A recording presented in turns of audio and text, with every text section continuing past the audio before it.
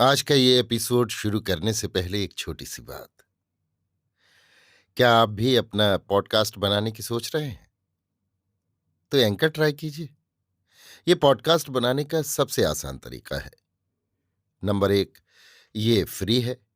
Number 2, इसमें कई सारे ऐसे टूल्स हैं जो आपको अपने फ़ोन और कंप्यूटर पर रिकॉर्ड और एडिट करने की फैसिलिटी देते हैं।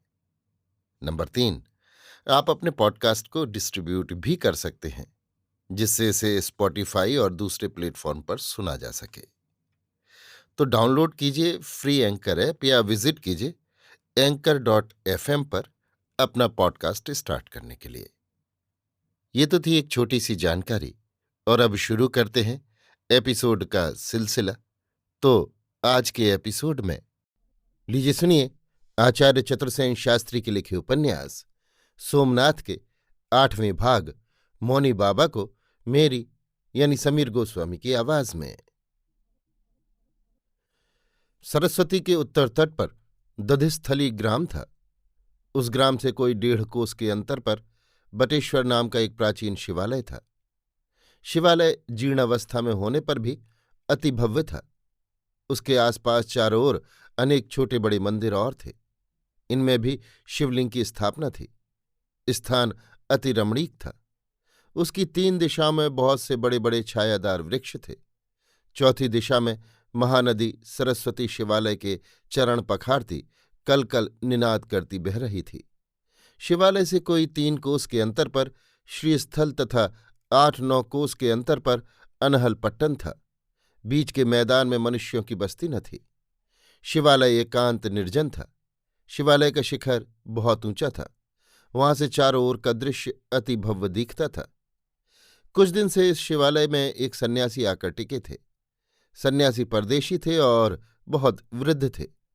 उनका शरीर अत्यंत कृश और लंबा था।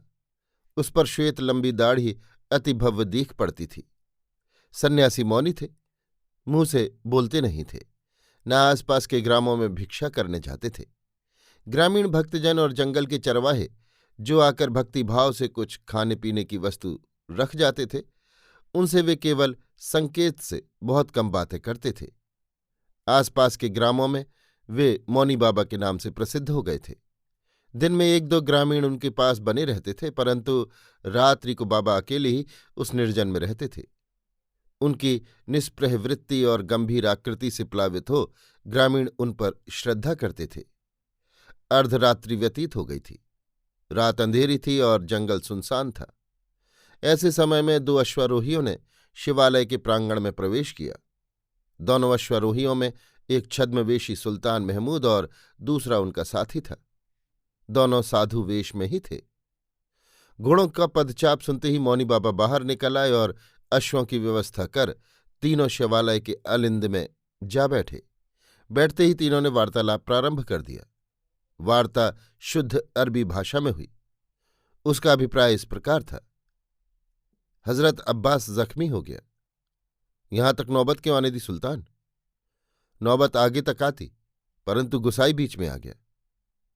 गंग को आपने देखा? देखा। और कुछ? 2 चीजें और देखी। वो क्या? गुजरात का राजा चामुंडराय? नहीं, भीमदेव। देख लिया? अच्छी तरह। अफसोस यही रहा 2-2 हाथ और न हो पाए।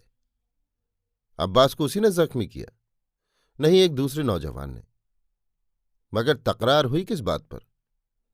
फिर कहूंगा। अभी ये फरमाइए कि लाहौर से कोई आया है? अली बिन उस्मान अलहज बीसी का कासिद आया है।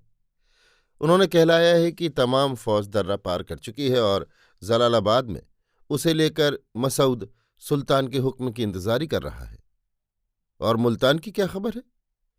शेख इस्माइल बुखारी ने कहलाया है कि यदि सुल्तान की सवारी सिंध की राह गुजरात जाना चाहती है तो उसे कड़ी से कड़ी मुहिम का मुकाबला करने को तैयार रहना चाहिए। इसका मतलब यही कि राह में जो राजा हैं वे गुमराह हैं। उन्हें क्या राह पर नहीं लाया जा सकता? शेख ने कोशिश की थी, मगर कुछ बना नहीं। शेख को कहिए कि वे फिर कोशिश करें और गुमराहों को राह पर लाएं, चाहे जिस कीमत पर। बहुत खूब। लाहौर को क्या हुक्म भेजा जाए? मसऊद गजनी लौट जाए? हैं? ये कैसी बात? ये सुल्तान का हुक्म है। शेख और आप अभी यहीं मुकीम रहें। अब्बास के जख्म भर जाएं तो वो गजनी को रवाना हो जाए। और कुछ हुक्म है? नजर रखनी होगी। गुजरात के राजा पर? नहीं। गोसाई गंग पर? नहीं। और कौन? वो नाजनीन। कौन है वो? सोमनाथ की सबसे बड़ी दौलत। लेकिन शेख, वो आपकी आंखों से एक लम्हे को भी ओझल हुई तो गर्दन पर सिर नहीं रहेगा। उसका नाम? चौला। चौला? सुल्तान उठ खड़ा हुआ। उसने कहा, मैं अभी गजनी जाऊंगा। राह में बिखरी हुई फौज और जासूस सब उसी तरह काम करते रहें। जो हुक्म। हजरत अलबरूनी क्या अभी अनहल पट्टन से नहीं लौटे? रात ही लौटे हैं। वे अच्छी खबर लाए हैं। ठीक है, इस वक्त वे कहाँ हैं? नदी के उस पार, उसी झोपड़ी में। ठीक है, उनके पास घोड़ा है? शायद नहीं। तो मैं अब्बास का घोड़ा भी ले जा रहा हूं। अब्बास दूसरा खरीद लेगा। सुल्तान उछलकर अपने असील घोड़े पर सवार हुआ और दूसरे की रास काठी में बांध नदी की ओर चल दिया। उसी सूनी अंधेरी रात में। अभी आप सुन रहे थे आचार्य चतुर्सेन शास्त्री के लिखे उपन्यास सोमनाथ के 8वें भाग मौनी बाबा को मेरी यानी समीर गोस्वामी की आवाज में।